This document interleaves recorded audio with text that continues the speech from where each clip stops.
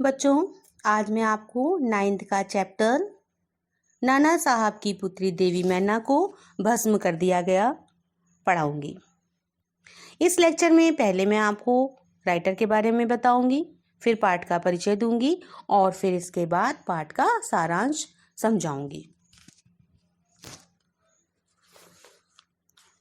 इस पाठ की राइटर हैं, लेखिका हैं चपला देवी। चपला देवी का जन्म बिहार में सन 1914 में हुआ था। ये द्विवेदी युग की हिंदी भाषा की लेखिका थीं। इन्होंने भारत के स्वतंत्रता आंदोलन में एक महत्वपूर्ण भूमिका निभाई। 27 अप्रैल 2001 को इनका देहांत हो गया। स्वतंत्रता आंदोलन के दौरान पुरुष लेखकों के साथ साथ महिलाओं ने भी अपने अपने लेखन से आज़ादी के आंदोलन को गति दी। उनमें से एक चपला देवी भी हैं। कई बार अनेक इतिहासकार, अनेक रचनाकार इतिहास में दर्ज होने से रह जाते हैं। चपला देवी भी उनमें से ही एक हैं। यह एक ऐतिहासिक सच्चाई है कि सन 1857 की क्रांति के विद्रोही नेता धुंधुपत नाना साहब की पुत्री बालिका मैना आज़ादी की नन्ही सिपाही थीं, जिसे अंग्रेजों ने जलाकर मार डाला। बालिका मैना के बलिदान की कहानी को चपला देवी ने इस गद्य रचना में जिस शैली में प्रस्तुत किया है, इसे हम रिपोर्टाज भी कह सकते हैं। देखिए बच्चों, रिपोर्टाज वो रिपोर्टिंग होती है जो किसी घटना के वास्तविक तथ्यों की जानकारी देती है और जो साधारण अखबार में छपकर, साधारण मीन्स किसी भी अखबार में साधारण रूप से छप जाती है, वो एक रिपोर्ट होती है। लेकिन जब इसी रिपोर्ट को कलात्मक ढंग से इतिहास में दर्ज किया जाता है, तब यह रिपोर्टाज कहलाता है। आप रिपोर्टाज के बारे में जान गए हैं। देखिए पाठ का परिचय। स्वतंत्रता आंदोलन को अपनी लेखनी से गति देने वाली चपला देवी द्वारा लिखित इस पाठ में उस मैना देवी का बलिदान का वर्णन है, जिसे सन 1857 की क्रांति के विद्रोही नाना साहब की पुत्री होने के कारण अंग्रेजों ने जलाकर मार दिया था।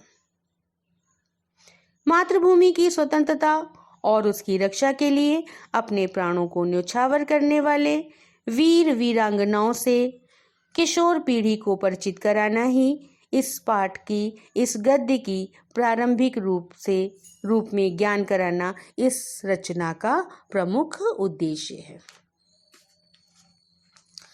पाठ का सारांश। प्रस्तुत पाठ में सन 1857 के स्वतंत्रता संग्राम के उस घटनाक्रम का वर्णन है जिसे नाना साहब की पुत्री पर अंग्रेज सैनिकों द्वारा बदले की भावना से अत्याचार किए गए थे। सन 1857 का आंदोलन जब असफल हो गया तो इस आंदोलन में अंग्रेजों को टक्कर देने के लिए या टक्कर देने वाले नेता धुंधुपत पुनः सैनिक संगठन करने के लिए बिठूर से भागने लगे, किंतु जल्दबाजी में वे अपनी पुत्री को साथ न ले जा सके। अंग्रेजों ने भीषण हत्याकांड किया। इसके बाद उन्होंने बिठूर में नाना साहब के महल में भी लूटपाट की, जिसमें उन्हें थोड़ी संपत्ति भी हाथ लगी। अंग्रेजों ने नाना का महल नष्ट करने के लिए तोपें लगा दी। महल के नष्ट होने का समाचार प्राप्त होते ही, ऐसा विचार आते ही नाना की पुत्री मैना बरामदे में आई और सेनापति हे से महल को नष्ट न करने का निवेदन करने लगी।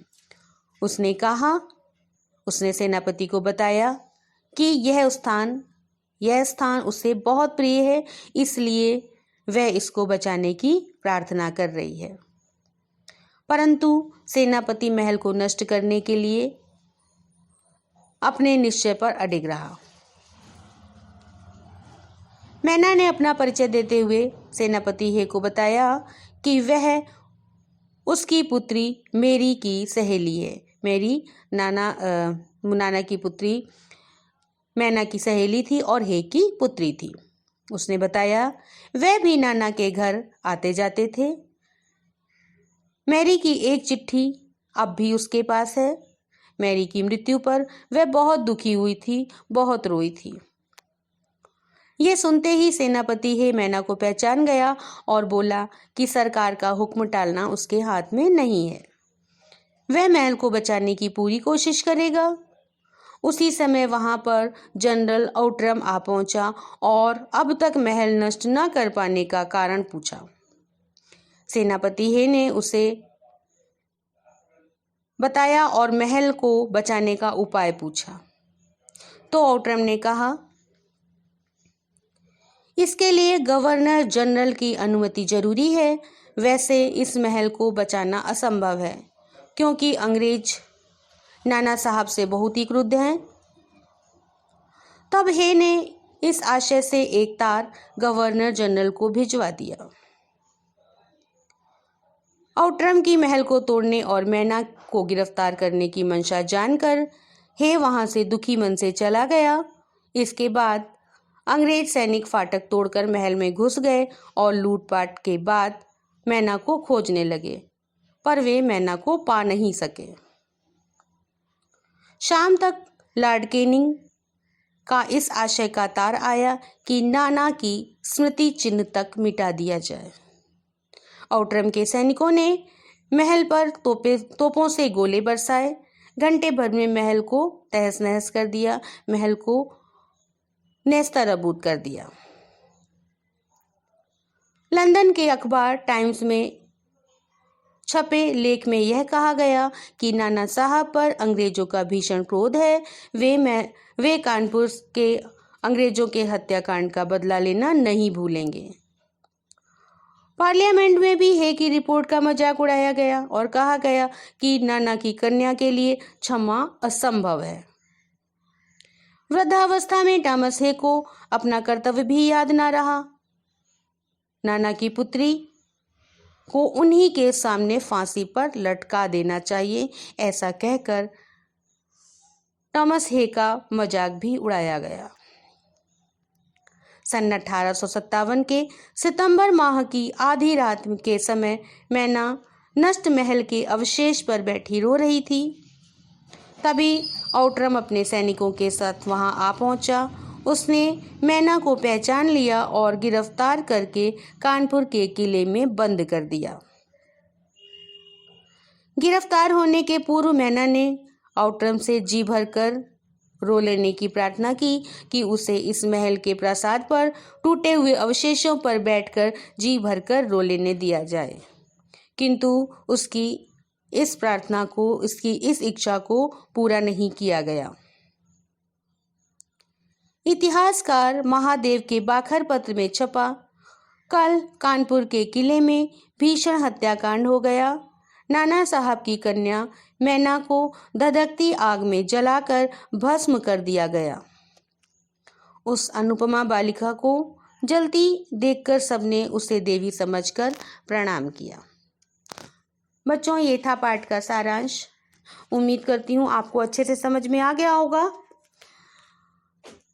तो आप प्लीज़ मेरे चैनल को लाइक करें, सब्सक्राइब करें, कमेंट्स करें और अपने फ्रेंड्स के साथ शेयर करें।